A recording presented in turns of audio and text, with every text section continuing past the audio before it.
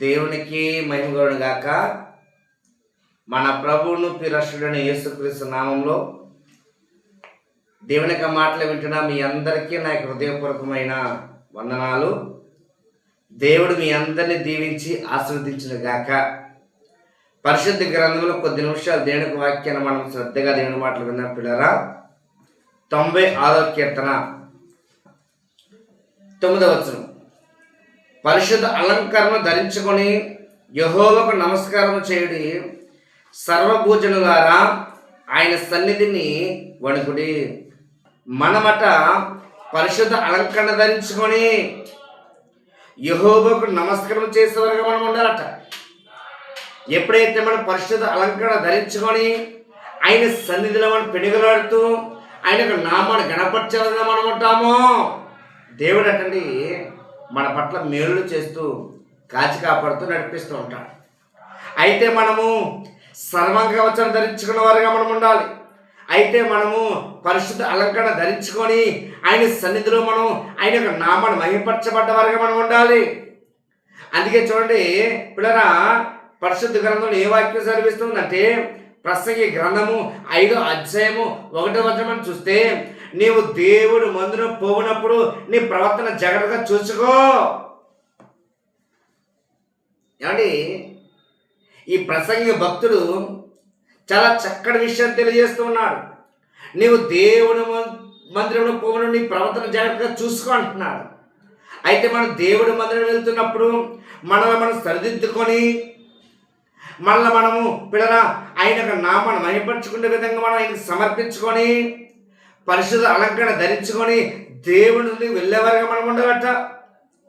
ఎప్పుడైతే మనం పరిశుద్ధ అలంకరణ ధరించుకొని దేవుడిని వెళ్తూ ఉంటామో, దేవుడు అటండి ఆయన సన్నిధిలో మన పట్ల గొప్ప కృప చూపిస్తూ ఆయన సన్నిధిలో మనకి శాంతి సమాధానం కలుగు చేస్తూ ఉంటాడు. ఎందుకంటే ఆయన సన్నిధిలో సంపూర్ణ సంతోషం ఉంది, ఆయన సన్నిధిలో ఆనందం ఉంది. కాబట్టి మనమట ఎప్పుడైతే ఆయన సన్నిధిలో పెనుగులాడే వరకు మనం ఉంటామో, దేవుడిని రెక్కల వల్ల కాపాడుతూ నడిపిస్తూ ఉంటాడు. ఆయన సన్నిధిలో మనం గడుపుతున్నప్పుడు, ఆయన సన్నిధిలో మనం ఆయన నామను మహిమపరచబడుతున్నప్పుడు, ఆయన సన్నిధిలో ఉన్నంత ఆనందం మనకి ఎక్కడ దొరకదు.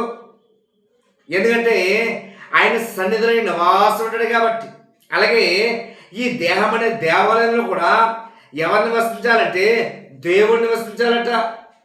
ఎప్పుడైతే దేవుడు నివాసం చేస్తూ ఉంటాడో పిల్లరా, మనమటండి అన్ని విషయాలకి లోబడుతూ దేవునికి ఇష్టమైన జీవితం మనం జీవించగలమట. చూడండి, 1 కొరింథీయులకు రాసిన పత్రిక 3వ అధ్యాయం 16వ వచనం కదా, మీరు దేవుడి ఆలయమై ఉన్నారని దేవుని నాతో మీరు నివసించుచున్నదని మీరు ఎరుగురా. ఎవడైనా దేవుని ఆలయం పాడు చేసినట్లా దేవుడు వాడిని పాడు చేయను.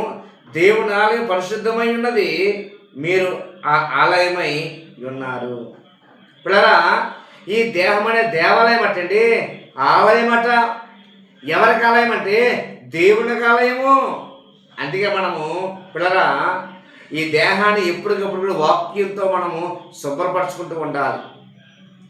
అలాగే ఎప్పటికప్పుడు ప్రార్థనతో మనము శుభ్రపరచుకున్న వారిగా ఉండాలి. ఎప్పుడైతే మనం ప్రార్థనతో వాక్యంతో మనం శుభ్రపరచుకుంటూ ఉంటామో, ఈ హృదయంలో చెడు అనేది ఉండకుండా పాపాన్ని తీసివేస్తూ దేవుడికి నివాసం చేస్తూ ఉంటాడట. ఏమంటే ప్రతి ఆదివారం దేవుడి మందిరం మనం గడుపుతూ ఉంటాం, ప్రతి శుక్రవారం దేవుడి మందిరం గడుపుతూ ఉంటాం. మనకు సమయం దొరికినప్పుడల్లా ఆయన సన్నిధిలో మనకి గడిపేవారుగా మనం ఉంటాం. అయితే ఆయన సన్నిధిలో ఉన్నంత సంతోషము సమాధానం మనకి ఎక్కడ దొరకదు. ఆయన సన్నిధిలో సంపూర్ణ సంతోషము సమాధానము పిల్లలు మనకు దొరుకుతుంటుంది. కాబట్టి ఆయన సన్నిధిలో ఆయన నామాన్ని మహిమపరచబడ్డవారుగా మనం ఉన్నాం. ఎవరిని బట్టి ధన్యత మనం దొరికిందంటే దేవుని బట్టి మాత్రమే. అందుకే ప్రభువైన యేసుక్రీస్తు పిల్లరా మీ కొరకు నా కొరకు ఆయన రక్తం చిందించి మన పాపాలు కడిగివేసేదైనా. దేవుని వాక్యం ఏమి సెలవిస్తుందంటే ఆజ్ఞ అతిక్రమమే పాపము.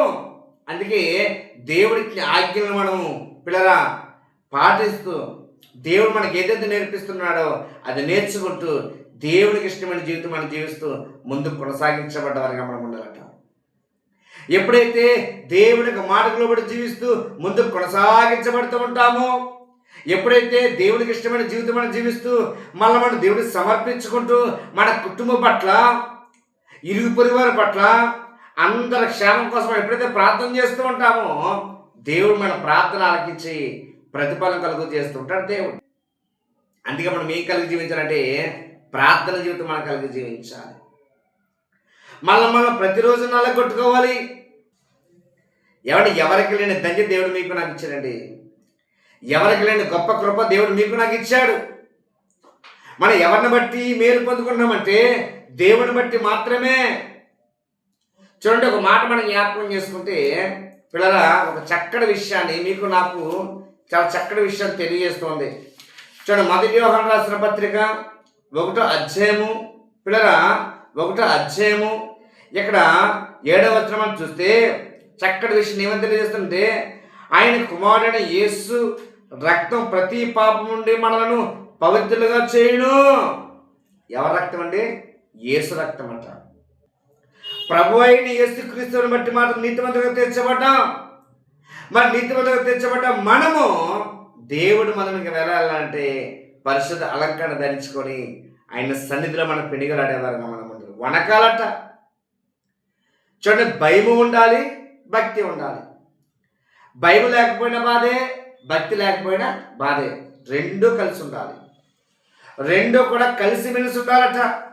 అందుకే చూడండి, 34వ కీర్తనలో వాక్యం సెలవిస్తూ ఉందండి పిల్లరా, 9వ వచనం, యెహోవా భక్తులారా ఆయన యందు భయభక్తులు ఉంచిడి. ఏముంచాలండి?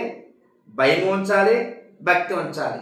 కొంతమందికి భయం ఉంటే భక్తి ఉండదు, భక్తి ఉంటే భయం ఉండదు.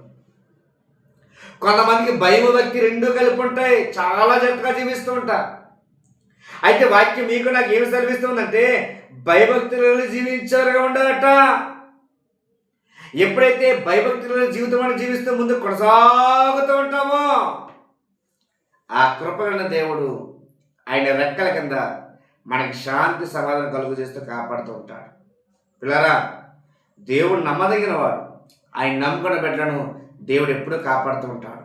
అయితే మన వంతుగా మనం ఏం చేయాలంటే దేవుని పాదాలు పట్టుకుని, దేవా నన్ను జ్ఞాపకం చేసుకో తండ్రి, నీ రెక్కల కింద నాకు ఆశ్రమం దయచేయడం. మనం ఏంటంటే దేవుని యొక్క నామాన్ని మహిమపరిచేవారుగా మనం ఉండాలి.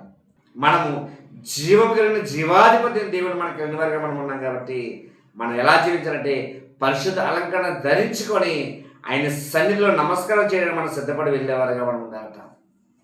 ఆదివారం పూట మనం ఏ చిచ్చిదిన మనం చూసినా సరే చాలామంది బైబిల్ పట్టుకొని పిల్లలు పెద్దలు పిల్లరా అందరూ కూడా ఏం చేస్తారు? సరదాగా నడుచుకుంటూ మందిలోకి వెళ్తారు, దేవుని వాక్యం వింటారు, అక్కడ దేవునికి నామాన్ని కనపరుచుకొని మళ్ళీ సంతోషంగా బయటికి వాళ్ళ గృహాలకు వెళ్తూ ఉంటారు. అని చూడండి, ఆయన సన్నిధిలో సంపూర్ణ సంతోషం ఉందని, ఆనందం ఉందని అనేక మంది బిడ్డలు గ్రహించారు. కాబట్టి ఆయన సన్నిధిలో పిల్లరా ఆదివారం పూట ఆయన సన్నిధిలో ఆయన నామను మహిమపరచబడుతూ ఆయన నామని గణపరుస్తూ ఉన్నారు. ఎవరిని బట్టి ధన్యత దొరికింది? యేసుక్రీస్తుని బట్టి మాత్రమే. ఎవరిని బట్టి ధన్యత దొరుకుతూ ఉంది అంటే యేసుక్రీస్తుని బట్టి మాత్రమే. అందుకే పిల్లరా, మనమట్టండి పరిశుద్ధ అలంకరణ ధరించుకొని దేవునికి ఇష్టమైన జీవితం మనం జీవిస్తూ ముందు కొనసాగుతూ మనమట్టండి భయముతోనూ వణుకుతోనూ ఆయన నామాన్ని మహిమపరిచేవారుగా మనం ఉండాలట. ఎప్పుడైతే మనం అలా ఉంటామో, ఎప్పుడైతే మనం అలా జీవిస్తామో ఆ కృపైన దేవుడు ఆయన రెక్కల కింద శాంతి సమాధానం కలుగు చేస్తూ ఉంటాడు దేవుడు. చివరిని ముగించేస్తాను. పరిశుద్ధ అలంకరణ ధరించుకొని దేవుడి మందిని వెళ్ళేవారుగా మనం ఉండాలట. దేవుడి మాటలు బట్టి మీ అందరి హృదయంలో దేవుని వాక్యం నిరుడు ఫలింపచేయను గాక. ఆమేన్. దయగలిగిన తండ్రి, కృపైన యేసయ్యానికి వందనాలు నాయన. ఇంతవరకు దేవా నీ వాక్కుతో మాతో మాట్లాడవచ్చు. చెప్పిన వాక్యం వ్యర్థంగా పోకుండా ఎంతమంది బిడ్డలైతే నీ మాటలు వింటూ ఉన్నారు ప్రతి ఒక్క బిడ్డ నీ వాక్యం నిరుడు ఫలింపచేయను కోరుకుంటూ యేసుక్రీస్తు నామములో ప్రార్థన అడుగుతున్నాం తండ్రి. ఆమేన్, ఆమేన్, ఆమేన్. పిల్లరా, మీ అందరికీ నా హృదయపూర్వకమైన వందనాలు. మీ అనుదినం కూడా మా కుటుంబం వరకు దేవుడు ప్రార్థన కోరుకుంటూ God bless you. Pastor Raj Kumar.